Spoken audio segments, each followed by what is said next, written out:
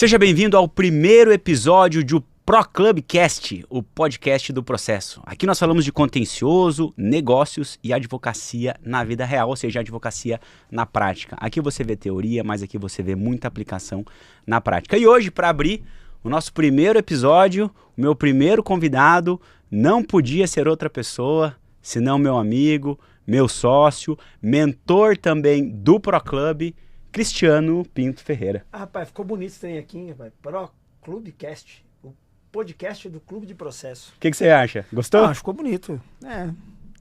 Eu fico feliz que você aceitou a minha ideia, né? A tua sugestão foi muito boa. Do nome. Da imagem. Da imagem, tudo, do nome do ProClub. É isso. Cristiano, modesto, né? Pra quem não te conhece, vamos um pouquinho mais profundo ou vamos mais raso hoje? Não, pra mim é um prazer estar aqui, Zé. Você conduz muito bem esse braço processual do ecossistema, né?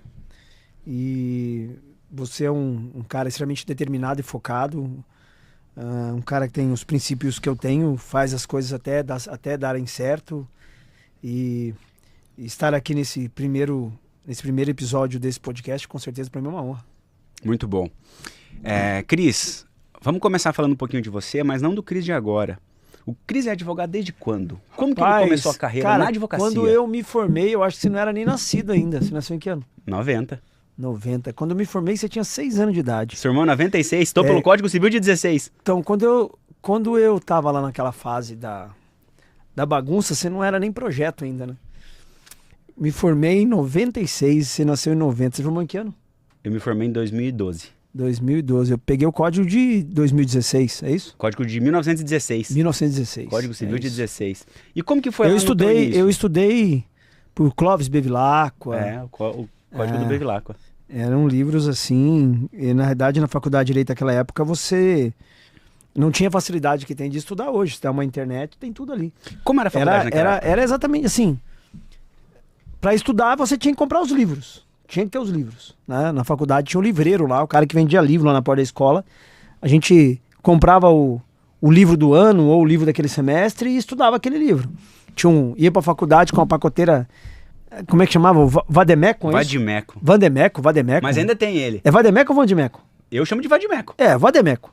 A gente ia com aquela parada lá pra faculdade, porque tinha tudo lá, não dava pra levar um código penal, código civil, código de processo, então você levava aquela parada tudo junto, né? Mas não tinha condição, você tinha que ir pra escola, você tinha com 3, 4 livros no braço, né? Mas foi uma fase muito romântica da advocacia, uma fase muito legal, né? Eu vivi algumas fases no direito, né? Quando eu me formei, Zé, a gente fazia ainda as petições em máquina de escrever, né? Em 96, eu peguei o período da transição ali, mais ou menos próximo 96, 98, mais ou menos ali, os escritórios começaram a substituir as máquinas de escrever pelos computadores. Naquela época você poderia esperar 6 meses, 1 ano, hoje é muito rápido, não dá para você esperar isso, né? Então eu peguei a época da máquina de escrever, peguei a transição da máquina para o computador, peguei a transição das petições de papel para as petições eletrônicas, peguei a transição aí da advocacia entrando no digital, principalmente na pandemia, muito forte, né? E agora a inteligência artificial. Então vivi algumas fases do direito aí e que marcam fases importantes da evolução não só da tecnologia, mas da forma de pensar e fazer o direito propriamente dito, né? Advocacia. O direito evoluiu muito rápido em poucos anos.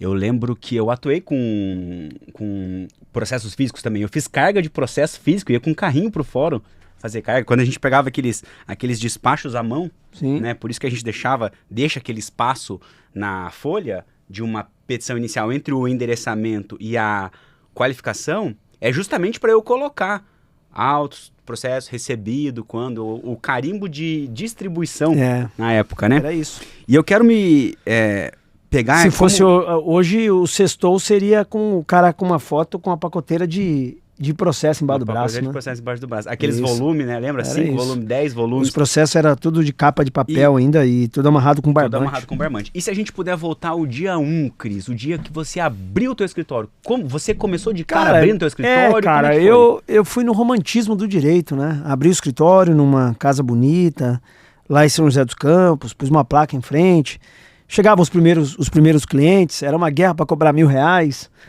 parcelado, mas era aquilo, cara, entendeu? Você começou sozinho? Comecei sozinho, depois eu convidei um amigo para trabalhar comigo, ele fazia a parte civil, eu fazia a parte criminal. Você fazia criminal? Ele fazia a parte civil, eu fazia criminal, eu sempre tive muita facilidade de conversar, né? Criminal tem que ter essa habilidade, né? As outras áreas também, mas direito isso é primordial. Ele fazia a parte civil, fazia a parte criminal, aí eu fiquei ali praticamente 1 ano, 2 anos, e aí eu fui para a vida pública, né? Praticamente em 98 eu fui para a vida pública. Em 96 eu disputei um cargo público na época, não fui eleito. Em 98 eu fui assumir uma função pública. 2000 fui candidato de novo, aí em 2000 fui eleito. Aí eu fui até 2012, né? E aí eu era um pouquinho advocacia, um pouco vida pública, e era naquela correria de sempre. Aí saí em 2012 da vida pública, meu pai faleceu em 2011, tive uma fase bem complicada aí até 2015, 2016. Fui dar aula na faculdade, dava aula na faculdade de Direito, dava aula de Direito às Obrigações, né, a parte de contratos, e encontrava com muitos alunos que saíam da faculdade depois, dizendo que a vida não estava tão simples aqui fora, tal, e que só o conhecimento técnico do direito não dava certo, né? Aí me deu um estalo do direito, eu fui estudar junto com um camarada que chama Samuel Pereira, né, que tem até hoje um programa que chama Segredos da Audiência, né? Fui estudar com o Samuel para mim tentar entender como criar uma faculdade pública online. Uma faculdade online. Para ensinar a galera a estudar direito online. Esse era meu projeto, né? Eu fiquei 2 anos patinando isso. Acho que foi 2017, 2018. Até que depois um camarada chegou para mim e falou: esse projeto não vai dar certo, porque as pessoas não vão querer pagar R$100, R$200 para aprender. Elas vão querer pagar. Elas malemar vão pagar para tirar dúvida. Elas não querem estudar. E esse cara falou assim: olha, é muito melhor você trabalhar com advogados, ensinar como é que você está fazendo para outros advogados que estão começando agora. E aí começou, né? Eu tinha um problema muito, muito bravo na época com algumas contas que estava bem difícil de equacionar, e conheci o Conrado Adolfo. O Conrado começou a me ensinar a fazer campanha de Google, e as campanhas de Google começaram a crescer. Eu fui ensinando os advogados a fazer campanha de Google, fui pagando as minhas contas, o escritório foi crescendo de novo, e aí a história todo mundo já conhece. É muito interessante ouvir essa tua história, Cris, porque a tua atuação como advogado, que o teu escritório tem aí, pelas contas que eu fiz, de 97 até hoje, uns quase 30 anos já. Não, né? esse ano eu tô completando 30 anos. 30 anos de 30 anos, nessa história do direito, eu fiz faculdade, minha faculdade era 5 anos, então já são 35 anos nessa confusão. Anos. E eu vejo que a tua atuação ela é eminentemente processual, ou seja, processo. Né? Pelo que você falou, criminal, família, obrigações. Como que você vê essa parte processual? É que naquela época a minha visão era apenas uma visão meramente técnica do direito, né? Muito romântica. E quando eu comecei a dar aula na faculdade, eu encontrava com vários alunos saindo da faculdade, falava: professor, tal, pô, muito legal que eu aprendi contigo, só que eu tô com dificuldade. Porque a galera só aprendia direito. E aí as coisas foram mudando. Eu falei, bom, deu um estalo, né? Eu comecei a falar na sala de aula: pessoal, vamos aprender a fazer marketing, vamos aprender a fazer isso lá e tal. E o diretor da faculdade, eram 3 faculdades, começou a me questionar: pô, você não pode falar isso na sala de aula.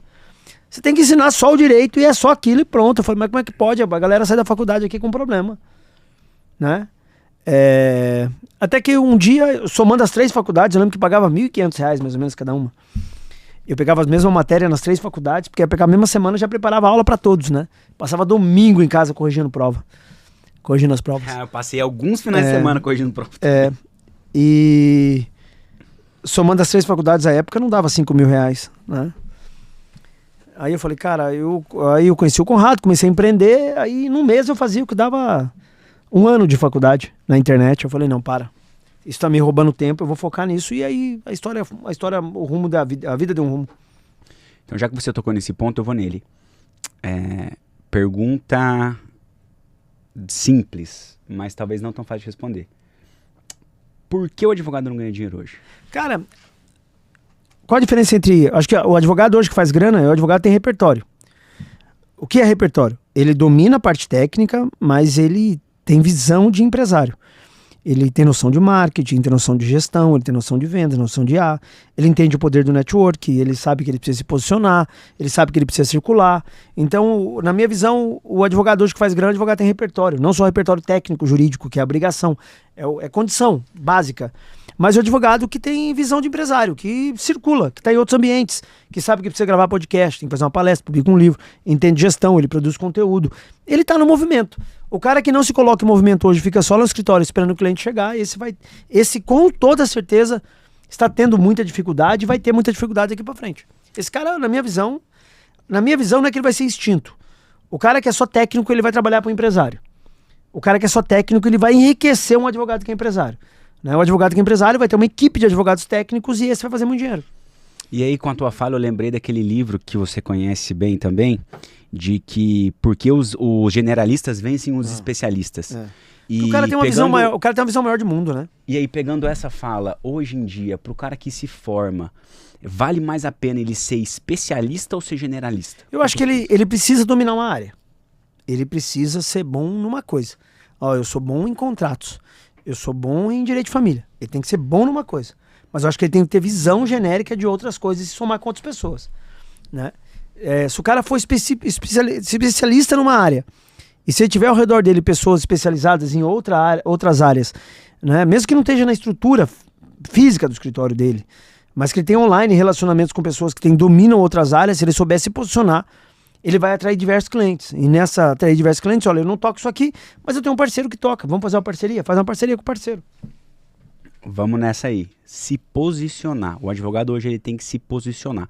A gente vê hoje a internet como mais um canal, como mais um meio, como mais uma ferramenta para que o advogado possa se posicionar. E na tua fala ficou muito claro isso, de que o advogado, para ele se diferenciar, ele precisa se posicionar. O que é se posicionar e como o advogado se posiciona? Ó, eu entendo que quando o advogado se posiciona, ele acaba atraindo oportunidades e atrai o holofote para ele. Né? Quando o advogado está diante de uma questão social ou está diante de um processo que ele tem capacidade de orientar as pessoas, ele não se posiciona, ele não divulga aquilo que ele conhece, ele perde oportunidades. Né? Nós temos aí pessoas no mercado reconhecidas como Flávio, como a Dib, como diversos outros advogados que acabam tendo mais oportunidades, depois se posicionam.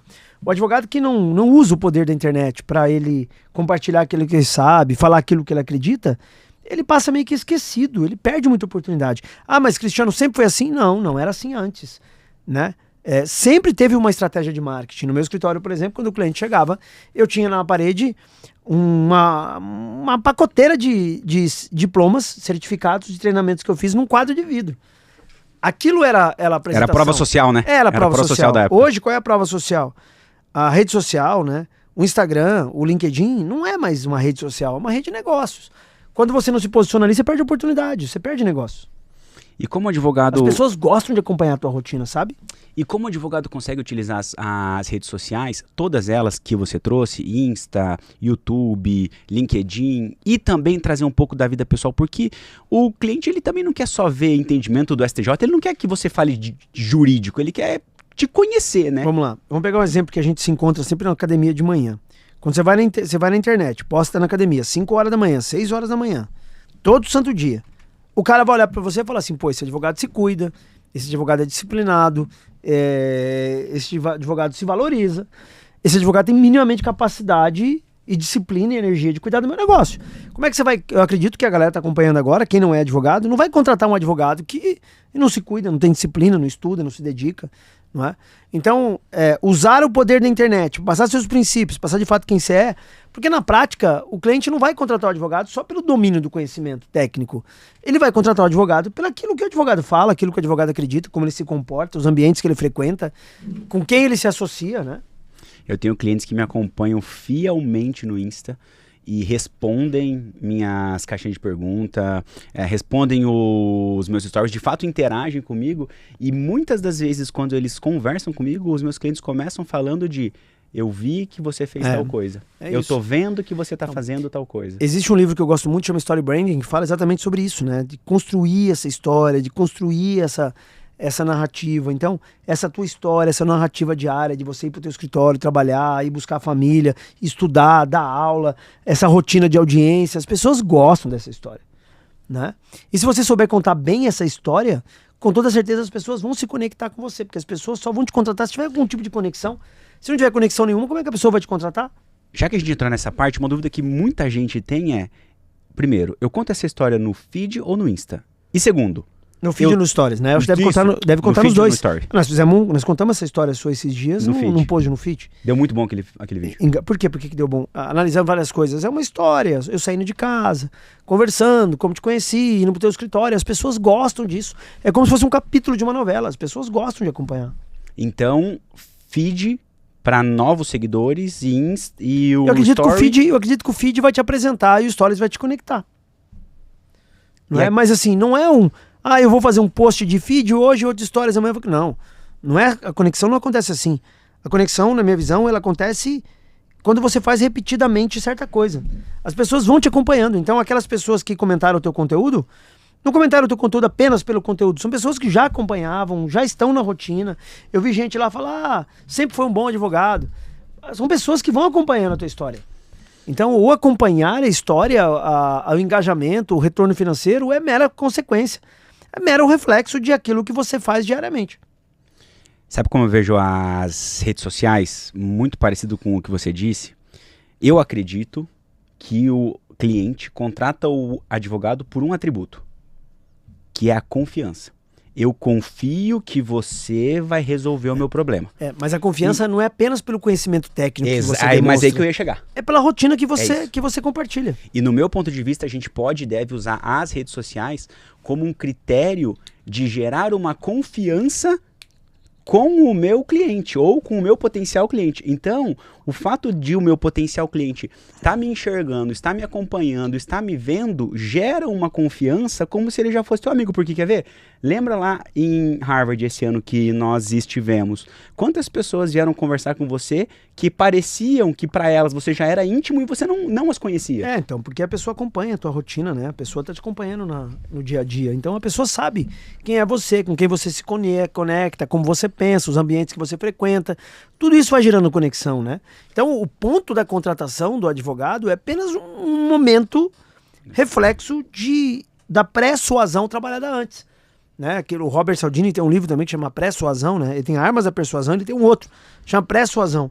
E na Pré-Suasão ele fala que o efeito final é apenas efeito colateral de tudo que você faz antes. Né?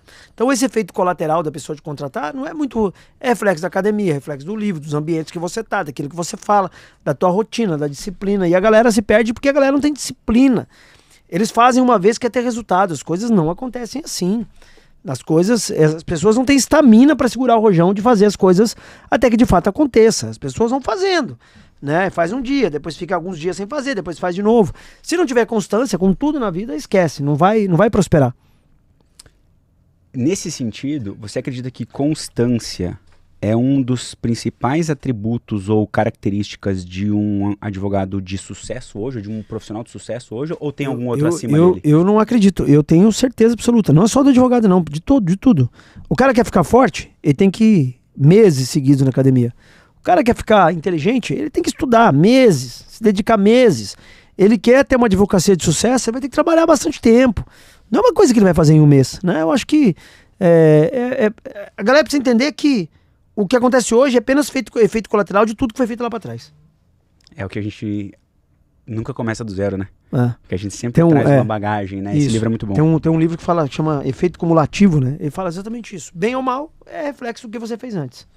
A gente vê, Cris, você é um cara muito ativo, um cara muito influente, que fala muito bem, uma pessoa que consegue de fato agregar as pessoas, ou como a gente brinca, juntar gente, né? Mas por trás desse profissional existe o Cris. Eu acho que o meu papel hoje nessa conexão de negócios que a gente faz é juntar povo, é juntar gente pra mostrar pra galera, ó, a gente tá indo pra cá, vamos junto pra lá? Eu acredito que lá é o caminho, lá é o futuro. Quem mais acredita comigo? Eu. Então vamos junto. Esse é o meu papel. Cara, eu sou um cara disciplinado, que me cobro muito, que tento manter a minha rotina, trabalho para manter a rotina, né? Tentar, né? Eu trabalho para manter a minha rotina e o que acontece é apenas efeito colateral dessa rotina.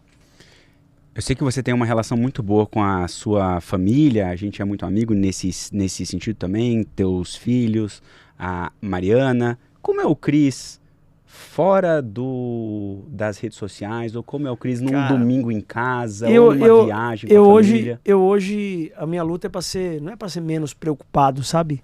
Mas ando muito preocupado com o momento das coisas. É um momento de grande crescimento de todos os negócios e que eu tenho que ter um foco absurdo para aproveitar essa oportunidade, essa maré de 2, 3 anos que nós estamos vivendo. Eu acredito que a gente tem mais 2, 3, 4, 5 anos de muita prosperidade e eu me cobro muito, porque eu sei que vamos pegar o teu caso, você saiu lá de Cascavel, foi para Curitiba, veio para cá, muito influenciado por esse movimento que eu faço. Outras pessoas fazem isso, né? O Gomide, a Paloma, hoje vindo do Rio para cá, né? Então, assim, é uma responsabilidade, né? Porque eu não posso deixar de ser produtivo, de ter ideia nova, de desenvolver as coisas novas, porque um tombo aqui derruba muita gente junto, entendeu? E eu me cobro muito isso, né? De me manter produtivo, de me manter com a mente aberta, de me policiar, de errar o menos possível, para que todos possam crescer ao redor, porque o crescimento de todos é o meu crescimento junto. Eu percebo isso muito em você. Nessa de eu preciso cuidar do grupo, porque se eu cair, o grupo cai. Se eu cair, muitas pessoas caem comigo. E isso é muito legal de ver, porque você não coloca a tua família, você coloca todos os teus sócios, os membros do G10, os teus funcionários, ou seja, todo mundo que trabalha contigo e a tua família. Como que você, de fato, não é essa a melhor pergunta, mas como que você equaliza o Cris pessoal com o Cris profissional, se é que existe diferença? Não, cara, eu acho que hoje não existe, não. Assim, meu desafio hoje não é que é um desafio, né? Mas eu acredito que eu sou a mesma pessoa 24 horas por dia. O que eu tô fazendo no sábado? Quando eu não tô lá com a minha família, assistindo um filme, alguma coisa, eu tô sentado lendo um livro, estudando. Essa é a minha rotina. É o que eu gosto de fazer, cara.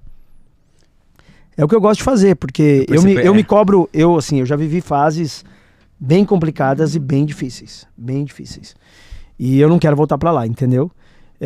Então eu me policio muito. Eu não quero voltar pra lá. Eu respeito todo o passado, a história.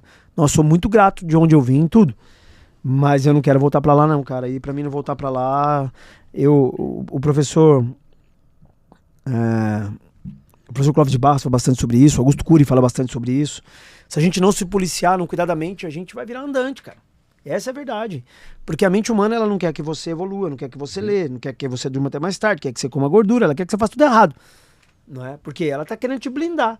Se você não controlar a tua mente, cara, esquece. Então eu me policio muito, muito, muito. Eu acredito até mais do que de fato deveria, mas... É uma luta dupla, né? Porque primeiro é uma luta com a nossa mente, com o nosso cérebro, porque o nosso cérebro ele não quer fazer coisas que tiram ele da zona de conforto. Ele vai sempre voltar para fazer o que é mais rápido, porque o nosso cérebro ele é preguiçoso. Né? Então... E aí essa é a primeira batalha. A segunda batalha é com as coisas do nosso dia a dia que a gente precisa construir. Então, e assim, todo dia um tijolinho, constância, talvez não tenha o mesmo ritmo de antes, mas eu tenho a constância, né? E eu acredito aí que nós temos uma década tranquilamente de fazer...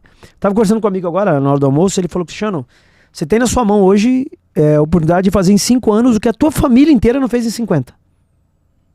Forte, hein? Você tem a capacidade de em 5 anos fazer o que a tua família toda junta não fez em 50. De todos que estão aí, o cara me conhece, falou, de todos que estão aí, você é o cara que tem maior oportunidade de todos que tem da tua família que já passou.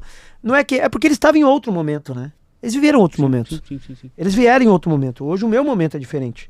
Então eu tenho que ter capacidade de entender o momento. Então esse meu momento eu posso criar uma prosperidade nos próximos 5 anos que a minha família inteira não viveu em 50. E automaticamente essa prosperidade, passando por uma série de coisas, né? Se tiver bons conselheiros do lado, bastante pessoas ajudando, nós vamos viver um período aí muito próspero, né? Que a grande maioria muito provavelmente não vai viver. Por quê? Não tem a decisão, não tem a disciplina, não paga o preço, tem que pagar. Pessoal, tem dia que ficar sábado, domingo estudando é treta, hein? Mas, cara, é o que precisa fazer, é o que eu vou fazer. É o que precisa fazer, eu vou fazer. Sábado eu fui, domingo, né? Acho que sábado, domingo. Eu fui com a minha família lá num parque, lá perto de casa, né? E eles foram lá brincar, tá? Eu fiquei embaixo de uma árvore lá, com o livro na mão, com um bloquinho de notas. Falei, tá bom aqui, vocês estão brincando, tá tudo bem pra vocês, tá? Deixou quieto aqui. Fiquei sentado lá, eles estavam brincando, eu tava olhando, tava tudo certo. Eu embaixo de uma árvore com um bloquinho como esse, uma caneta e um livro, cara. Você descansa estudando, né? É porque a minha cabeça tá... Hoje nós temos grandes oportunidades, eu preciso achar o caminho dessa, como que é de fato que essas oportunidades se tornem realidade. Esse é o desafio.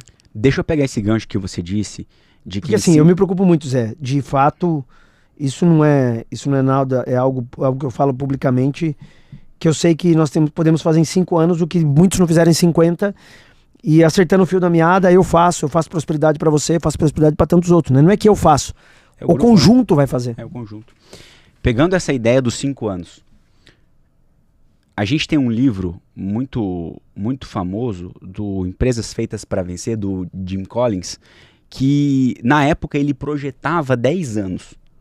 Hoje não dá mais. Não né? tem como projetar. Mas hoje a gente consegue projetar 5, eu vou até nesse número que você trouxe de 5 anos. Eu acho que 5 ainda é muito. É muito. Mas se a gente errar, acertar mais do que a gente errar, e os erros forem erros assim, corrigíveis, erros que não...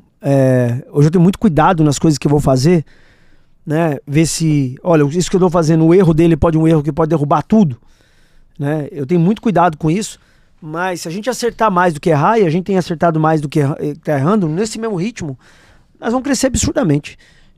O grupo vai estar em todos os estados, as ferramentas vão estar funcionando, né? A gente vai ter uma dinâmica da advocacia diferente. Não é nenhuma loucura a gente falar que nos próximos 5 anos, não é loucura, tá? Que nos próximos 5 anos a gente pode se tornar a maior rede de escritórios do Brasil, né? Eu não vejo nenhuma loucura nisso, eu enxergo isso, né? Mas vai depender muito da capacidade de execução do grupo. Nos próximos 5 anos o teu olhar é esse. Isso. Acho que nos próximos 5 anos o Brasil é um poço de problema, um poço de processo, mas também tem uma infinidade de pessoas com capacidade de trabalhar. Quantos Zés, quantos Comides, quantos Pedros, né? Quantos Luiz a gente poderia se conectar hoje, que estão aí pelo Brasil, querendo trabalhar e precisando de uma conexão com um grupo nosso, como o nosso, por exemplo. E você que está rodando o Brasil? E você que está rodando o Brasil? Eu rodo o Brasil para isso, para encontrar essas pessoas. O que você vê de diferença hoje entre realidades de norte a sul do país? O que você vê de, assim, num país tão grande como o nosso? Eu vejo que as pessoas estão muito machucadas, muito feridas por muita coisa que está acontecendo no país, né? E que faltam a elas a estamina e se conectar com o grupo e dizer, pô, vambora, cara. Pô, tá difícil, mas vambora, vamos fazer, cara. Vamos fazer o hoje? Vamos fazer o amanhã? Vamos fazendo? Vamos executar? Vamos. Eu acredito que falta isso, entendeu? E penso, tem muita gente capacitada, brilhante, que falta tá num grupo pra falar, só apenas pra falar pro cara, vambora, vamos fazer junto, entendeu? E vai crescer muito. E nessa andança a gente vai conhecer muita gente.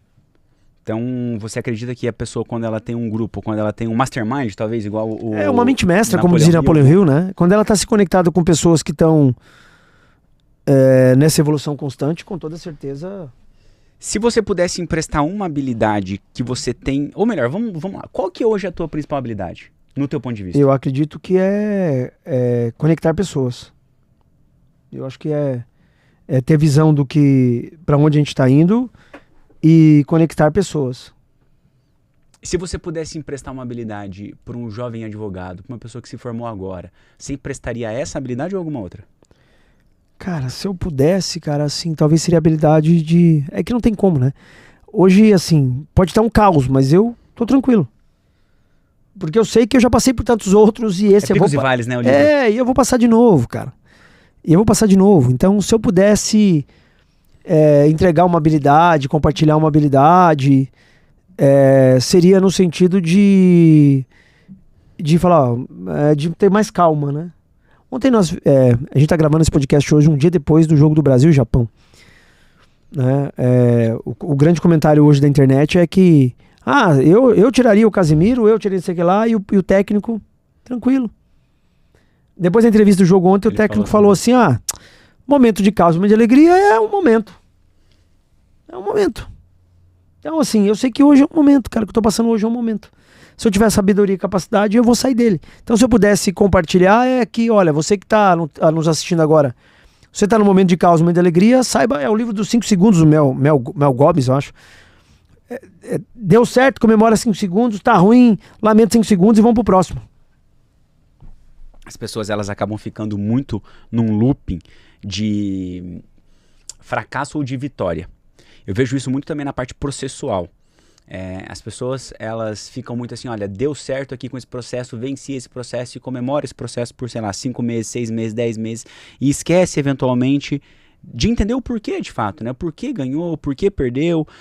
Lógico que a gente sempre está preocupado em entregar resultado para o nosso cliente, muito levando em consideração que a nossa profissão ela é de meio, não é uma profissão de resultado. O cliente espera, né? Espera o resultado, a franqueza, a honestidade, né? A palavra verdadeira. E nesse ponto de vista do cuidado com o cliente, o que você vê como as duas coisas mais importantes para o advogado fazer para cuidar do cliente? Porque hoje a gente está falando em CAC, em custo de aquisição muito alto, e a gente tem que cuidar dos nossos clientes. O que reduz o CAC? A atenção, a marca pessoal do advogado, né? Ele se colocar em movimento. Eu tenho um advogado que cuida de um processo nosso.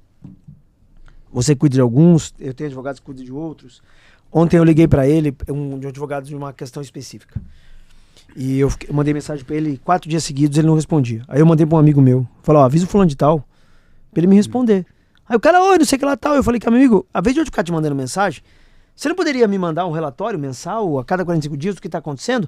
Ah, mas eu não gosto de incomodar. Você não tá me incomodando não, cara, eu gostaria de ter o relatório. Eu gostaria de ter o relatório, por quê? O relatório que eu recebo é uma forma de me deixar tranquilo, de me deixar calmo. Tira a ansiedade também. De me deixar seguro do que você está cuidando do processo. E o teu cuidar do processo, esse teu relacionamento aqui, ele vai me trazer segurança até de tipo lembrar de você. Então o advogado está nos acompanhando, quando ele presta conta, quando ele emite um relatório. Ah, mas não andou o processo, mas tá tudo bem, mesmo que não andou. Você vai mostrar pro teu cliente que você tá vigilante, que você tá cuidando, que você tá tendo atenção, né? Isso vai trazer segurança, vai lembrar o teu cliente que o teu advogado é vigilante. Automaticamente o teu cliente fala, puta, eu tenho outro processo novo, não poderia mandar para ele, não poderia encaminhar para ele, né? Então isso é importante.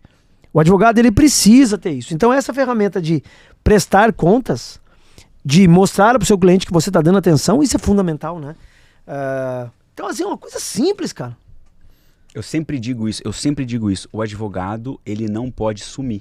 Já passou o tempo da época dos processos físicos, inclusive, que você pegava um cliente e o cliente não sabia o que estava acontecendo no processo. Hoje a gente vive em tempos que o cliente sabe da intimação muitas vezes antes que o advogado. Até porque se você sumir, esse teu cliente vai estar sendo lembrado todo santo dia por outros advogados. A hora que esse teu cliente precisar de contratar outro advogado, tiver um outro problema, ele não vai te procurar, porque ele não lembra de você, o advogado não lembra dele. Entendeu? Então, pessoal, uma coisa simples, né? Tem advogado que coloca como um bônus, vamos pôr assim, o entregável dele é a prestação de contas, pelo amor de Deus, prestação de contas é obrigação do advogado. Você tem obrigação de prestar conta, meu irmão. Entendeu? Presta conta do mês, mas não andou, presta conta. Fala que não andou. Você vai, além de se manter vigilante na mente do seu cliente, né? Vigilante pro teu cliente, o cliente fala, pô, meu advogado tá cuidando, tá acompanhando. Além disso, o teu cliente pode ter um outro problema, um outro processo, ele vai lembrar de ti, vai mandar mensagem pra você. Ou ele pode indicar você para algum amigo dele que provavelmente tem aquela teoria, né, de que você é a média das 5 pessoas que você mais convive. Então a probabilidade... Eu prefiro advogados vigilantes, profissionais vigilantes. A probabilidade de o teu cliente conhecer alguém que ele pode indicar você, até porque é assim que normalmente a advocacia cresceu. Né, por indicação. Né, era muita indicação. Outro dia saiu uma decisão lá de um processo de escritório, a Carol me ligou e falou, manda mensagem pro fulano de tal que saiu. Eu gravei um vídeo e mandei pro cara. O cara falou, caramba. O cara ficou feliz de receber um vídeo. Entendeu? E hoje, com tanta tecnologia, cara, todos nós somos canal de mídia, né? Você tem uma baita de uma mídia na sua mão para você se conectar, mandar mensagem pro teu cliente, criar relacionamento. Eu sempre digo que no meu escritório, se o cliente manda mensagem perguntando como tá o processo, nós já estamos errados. A gente parte desse pressuposto. Mas como equalizar, e assim, esse é um grande ponto de vista, é necessário equalizar as intimações que a gente recebe por sistema, que normalmente podem chegar com 1 ou 2 dias de atraso, para que você possa dar essa informação para o seu cliente de antemão. Cuidar do cliente. Então, que você tenha até mesmo um CS, né, um Customer Success, ou um CX, né, um Customer Experience, ou seja, uma pessoa para poder fazer esse relacionamento com o cliente. Você precisa dar atenção para o seu cliente. O seu cliente muitas vezes ele quer conversar. E eu vejo que muitas vezes ele não quer necessariamente conversar com o fundador do escritório, com o advogado que está cuidando. Ele necessariamente ele precisa ser ouvido. Então é muito importante que a gente, como escritório hoje, tenha esse canal de comunicação aberto para acolher o advogado. Inclusive, tem escritórios, inclusive membros do ProClub que atuam em direito de família e tem uma psicóloga disponível para os clientes, Então, para poder acolher o cliente. então, no oceano de iguais, tudo oceano vermelho, os advogados brigando por preço, o advogado se diferencia, que presta conta, que tem um psicólogo para dar suporte, né? O advogado tem livro publicado, que tem palestra, que produz conteúdo, esse cara se diferencia dos demais e automaticamente ele é encontrado pelo valor, não pelo preço. Ele pode cobrar mais caro. E é tão simples ver isso hoje, doutores. É tão simples, né? É que o advogado tem preguiça, ele quer fazer mais do mesmo igual. E a hora que ele perceber, a advocacia mudou, o mundo mudou e os clientes que ele atendiam antes mudaram de advogado também. Aí sabe o que eles vão estar falando? E é uma frase que eu sei que a gente fala dela algumas vezes. É porque tem muita concorrência hoje. O que você acha disso? A concorrência é no andar de baixo, né? O advogado que pensa em concorrente, ele tá no andar da escassez, né? Se você pensar que o teu parceiro do lado, o teu advogado parceiro do lado, ele é concorrente, cara, vai te faltar dinheiro. Você precisa olhar pro teu concorrente, entre aspas, como parceiro de negócio. Ele domina uma área que você não domina, tem um cliente novo, vamos fazer uma parceria junto e assim todo mundo ganha. Eu acredito que uma das coisas que você precisa fazer hoje, falando aqui de dono para dono, de advogado para advogado, é entender qual é o seu diferencial. Ou seja, por que o advogado, ou melhor, por que um cliente contrataria você e não outra pessoa? Porque esse é um... Qual é a tua vaca roxa, Qual é né? a tua vaca roxa? Qual é o teu diferencial, Porque né? se você não sabe qual é o teu diferencial, isso significa que você não se posiciona. E se você não se posiciona, o mercado te posiciona. Sim. E ele acaba te colocando em algumas caixas que hoje, dado o tanto de informação que nós temos, o tanto de ferramentas que a gente pode usar no nosso escritório para poder se diferenciar, é um oceano, de fato. E eu quero pegar esse gancho, Cris, para entrar numa área um pouco mais de tecnologia aqui. Porque a gente está falando sobre ferramentas que podem facilitar a vida do nosso cliente, ou ferramentas que podem facilitar a vida do nosso time, ou ferramentas que podem facilitar a nossa vida. Eu escutei esses dias que toda empresa deveria se tornar uma empresa de software, uma empresa de SaaS. SaaS, né? Então é o Software as a Service. Toda empresa tem que ser uma empresa ponto IA. Fala mais sobre isso. Toda empresa tem que ser uma empresa, tem que ter um braço de tecnologia, tem que estar desenvolvendo novas soluções, né? Tem que buscar sempre uma solução com inteligência artificial. O empresário que não tiver essa mentalidade, o advogado que não tiver essa mentalidade, ele vai perder a oportunidade. Ele vai continuar, ele acompanhando prazo no dedo, ele peticionando no dedo, ele fazendo pesquisa no dedo. Não tem como, hoje tem tecnologia para isso tudo, né? Então o advogado tem que estar sempre aberto para buscar novas tecnologias, novas oportunidades. Ele, se não entender isso, cara, tchau. De uma forma prática, quais ferramentas de IA você usa hoje no teu celular, no teu notebook? O que você usa? Eu uso Cloud, eu uso ChatGPT, eu uso Perplexity para ampliar as pesquisas, né? A gente usa o chat jurídico, eu uso um pouquinho de cada coisa, né? E não tem como não usar, né? A ferramenta, a gente estava de manhã, estou fazendo um projeto novo, eu escrevi o projeto, escrevi no papel assim, tirei uma foto, que a IA entende o meu hebraico, né? Eu escrevi em hebraico, a IA entende o meu hebraico. Se eu fosse médico, coitado dos médicos, né? Coitado da galera da farmácia. Meu hebraico. E eu tirei uma foto do meu hebraico, mandei lá, a IA já conhece o meu hebraico, já transcreveu tudo. Falei, essa ideia que você tem? Eu fui melhorando a ideia. Cara, impressionante. Não tem como competir. É um assistente, segundo o cérebro, um auxiliar, que não falta, não faz greve, não pede aumento. Não tem condições de competir com isso. Você tem alguns assistentes e um deles é o Elinho. O Elinho, agora tô fazendo o Billzinho.